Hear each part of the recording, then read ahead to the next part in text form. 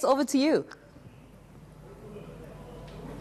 Thanks, Faith. Thanks, Gareth. Well, I thought let's do something a little different and show you guys what it looks like inside the media center here at Loftus Versfeld, but we're not going to get into it just now. Let's look at that quickly. Starting lineup with me, I have Brendan Nell, a rugby journalist, who's going to just break it down for us quickly what we're about to see this afternoon. A big deal has been made about the fact that the Bulls have 11 players of color in their match 23 this evening. One of those men who made a big deal about it was, of course, Brendan Nell. Nell, why is this important for South African rugby? Well, I think from the Bulls' perspective, we haven't seen that in Super Rugby. We've seen it on Currie Cup level, and it just shows the strides being made towards transformation from the Bulls as well.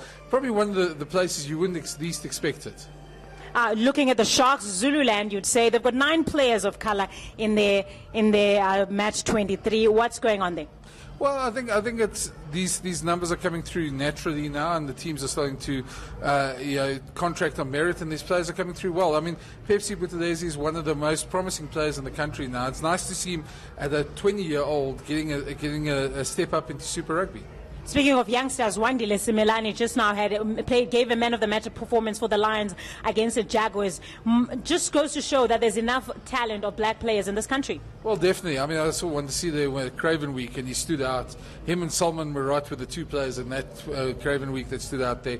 No surprise that one to see these come through. He's a player. He's got incredible hands, incredible vision. And I mean, look, I didn't see the game because we obviously here, but from all accounts, what I've seen from him before, he's an excellent player. Color aside, all other side, looking at that starting lineup now, who has a better arsenal in going to this match? Obviously, the Bulls have won 2 out of the 3, while the Sharks have only actually also same numbers. Yeah, see, that's the thing. We're still early in the competition. The teams are still feeling themselves out. This is extremely important games in terms of the conference, because all these games against your conference rivals count almost double because you get those extra points. So to me, I don't know, it's a difficult one. I'd say home ground would suit the Bulls as well. But the Sharks have had a great season. They'll be wanting to bounce back from that Stormers loss. Bulls, of course, that game against the Lions, they were excellent. If they can take that momentum through, I would say they're probably favourites today. We've been talking about Schalk Brits and his influence in the squad. I mean, he's almost 40 years of age. He's probably going to the World Cup at that age. How much impact is he going to have tonight? I mean, last week we saw the contest between him and Malcolm Marx. There was definitely no contest there, actually. No contest, rather. He took it all the way.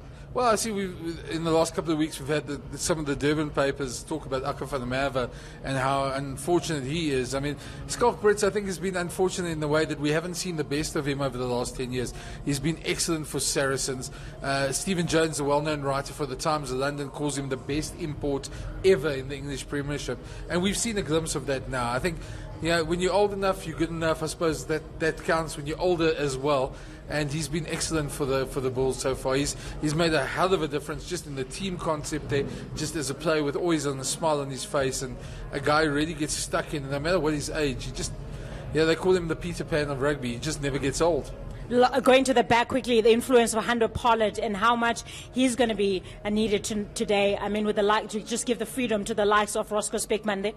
Well, I think that's the thing. I mean, both teams have got excellent wingers outside there, on the outside backs. If they can get them into space, it'll be good running for them.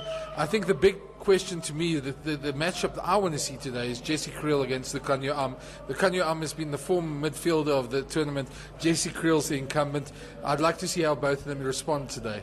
Definitely. Thank you so much, Brendan, for your time. Well, the players about to get out of the tunnel and make it straight to the field now, and we're going to be watching that very closely. Of course, Brendan now might give us his thoughts a little bit later on, but obviously another story that we'll be following up this afternoon is the fact Chile Boira Lapel, of course, as we were talking about yesterday, has reportedly failed another drug test. That's something his coaching staff would definitely be something that they have to make a comment about. But for now, guys, I expect you in studio, and I'll see you a little bit later. All right, Kate, enjoy the game while you can. Some of our sports anchors having a great time as far as weekend assignments are concerned. Back to Kate, and also that big concern around the reports of the drug use as far as Chile Borrella Pele is concerned. Unconfirmed right now, but no doubt Kate is going to hunt down the coaching team.